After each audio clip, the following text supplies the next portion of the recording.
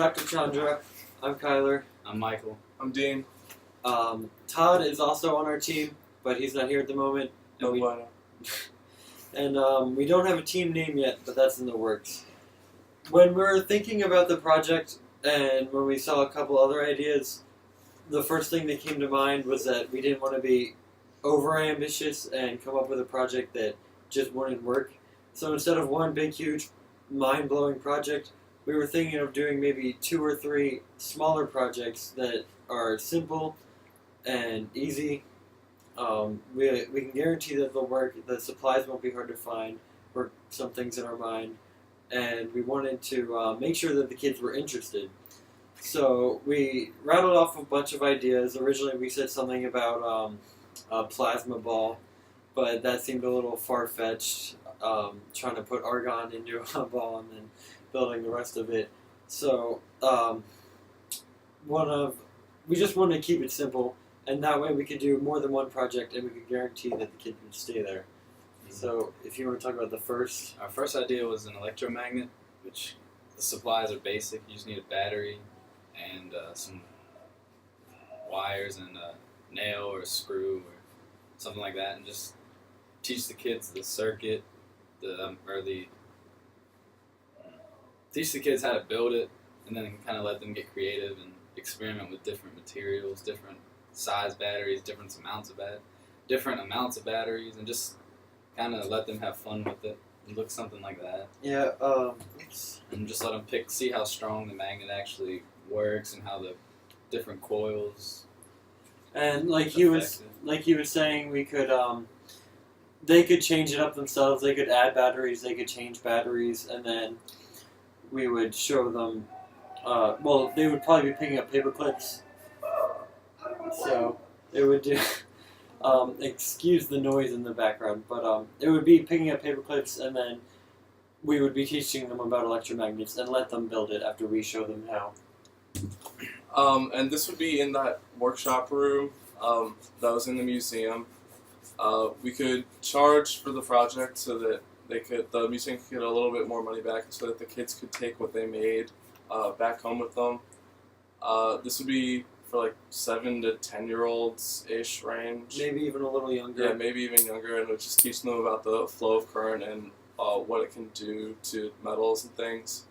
The cost would be minimal because we could use recycled parts. The really only thing we'd have to buy is the copper wiring, which could get expensive, but if we charge for it, that'll easily take away the cost.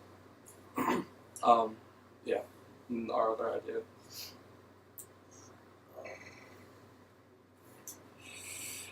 Well, what was important about this is that, 1, the kids would be learning, but 2, they wouldn't get bored because they would still be building it, and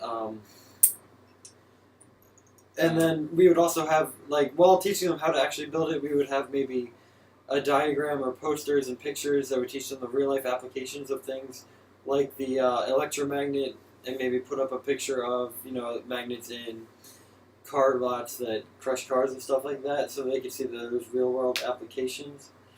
And then other experiments we were thinking of were simple motors, where you have a battery and copper wire spun here and a magnet, and then it spins the copper wire in a circle so that they could see stuff like that. Again, with electricity and magnetism and things like that. It's a pretty standard concept. And then the third experiment we were thinking of doing, among other ideas, but these were the 3 that we really broke it down to, was this one's probably the most simple. When you take a battery and either a nail or a screw again, and then a copper wire, and then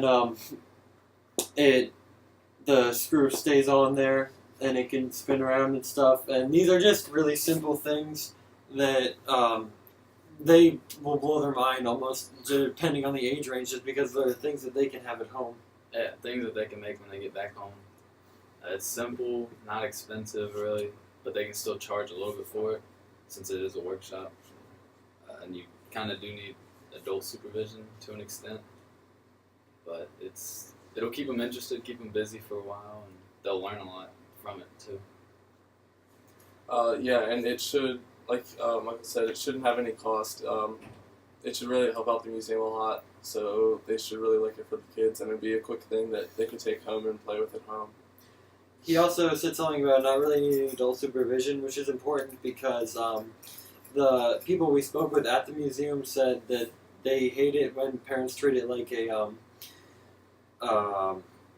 daycare, Yeah. and they don't. Some people come up with cool ideas, but they need all this staff to run it. This would really just need one person, or maybe two, to teach it and then to supervise it. It won't be complicated at all.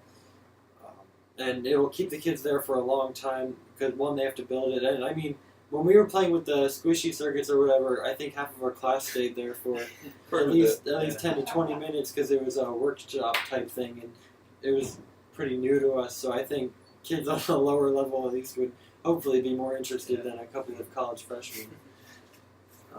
Yeah, so that's what we're thinking about right now, and hopefully we'll keep you posted with our next update. Keep you posted. We're trying to keep it simple.